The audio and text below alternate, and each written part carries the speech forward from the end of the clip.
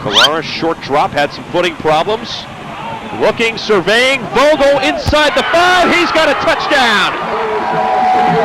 So Big Red answers right back with a long drive of their own, and they're 1 point away from tying it up. They scored in the same play last week against Canton South, Brian, and Vogel, a good route runner, goes clear across the field.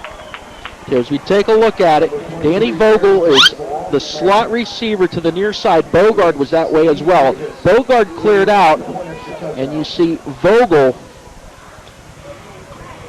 to the corner with the catch for the Big Red touchdown. Ready, break!